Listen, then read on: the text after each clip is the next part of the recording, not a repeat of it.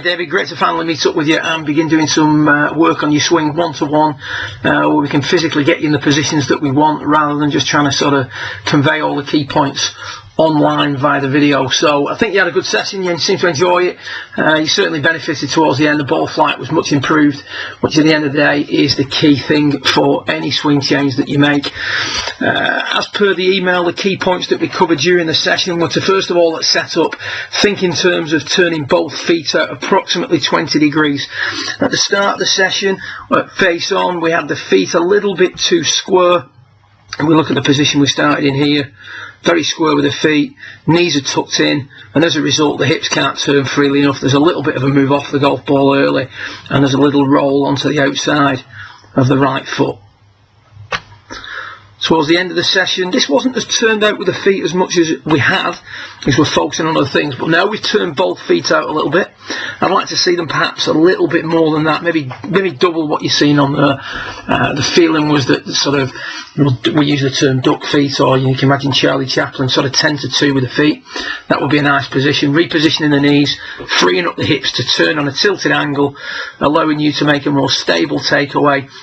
And you can see in that particular swing there's a little bit less of a move off the ball, looking a little bit more on top of the golf ball, and the left knee hasn't worked in quite as much, and it's flexed more towards the target line. So subtle changes there, based really on the positioning of the feet, because we worked very little on the backswing during your visit. The key thing in your visit was to separate the two centres. At the start of the session we can see that both the upper and lower centre go together. That starts to unload the wrists. The left arm is pulling out towards the target line too fast, the right arm straightening too quick. And now from there what we've got to do is put a load of sort of draw in there at the last minute. We stand up, the hips stop sliding, the extension takes over. Added to that, the early move is increasing the flex in the right knee way too much. So it's like from the top of the backswing, there's a lot of cut pattern going in there, left arm getting pulled out a little bit too fast, right knee flexing, a lot of flex going in, and then at the last minute now, a lot of extension going in, particularly through the ball, in an attempt to prevent the club swiping across. So not enough separation of the two centres, making it difficult to maintain your inclination through the ball. So what we did, we put the cane down to the left hand side of your head, maybe give you sort of 2 or 3 inches of leeway just to stabilise the upper centre. We don't mind it drifting forward a little bit, but we don't want it to be excessive. We start to see now that the lower centre and the upper centre begin to separate a little bit more coming into the golf ball, so there's a little bit less flexing forward. The hip slide is creating the axis tilt that we're looking for here, as opposed to being very much up and down, limited amount of axis tilt on that one. Much less flexing in the knees, as can be seen by the down the line footage. So the right knee's still over flexing a little bit, but nowhere near as much. We're starting to see, as we get into impact, a slight softening of the right arm, brought about by the control in the right shoulder. The right shoulder's not as high as in front of you. The knee hasn't flexed as much, and the hips have slid a little bit more, so the right arm isn't getting pulled out straight quite as much as it was doing at the start of the session. And then towards the end of the session, what we're working on here now was controlling the flexing of the right knee. And remember, the flexing of the right knee in your case is the same as the turn of the hip. So we're trying to control the rate at which we turn through the golf ball. So we'd introduce some hip slide in the centre footage. The centres were separating, but then through impact there was a little bit too much rotation, and we used the idea of 5, 5 and 5. If the hips from P5 in the downswing, so when the left arm's parallel with the ground, we'd like to see the hips sliding at 5, rotating at 5 and extending at 5. In the centre footage, 5, by the way, is an irrelevant unit. It's just a nice way of you visualising this when you're trying to work it into your game. In the centre footage, we were turning at 5. We were sliding at 5, we were extending at 5, but through impact we were turning at 10.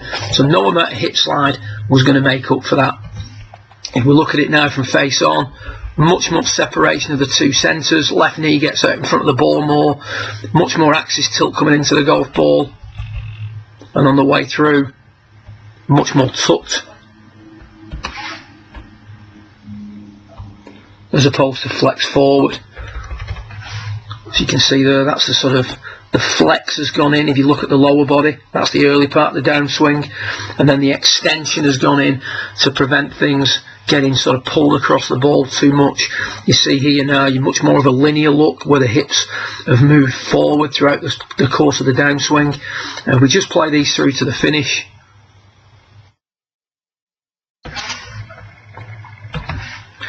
We start to see a little bit of a difference in the way the legs are working.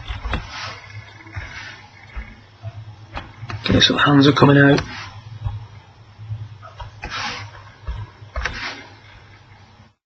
Hitting out at the ball for longer, but in an appropriate manner.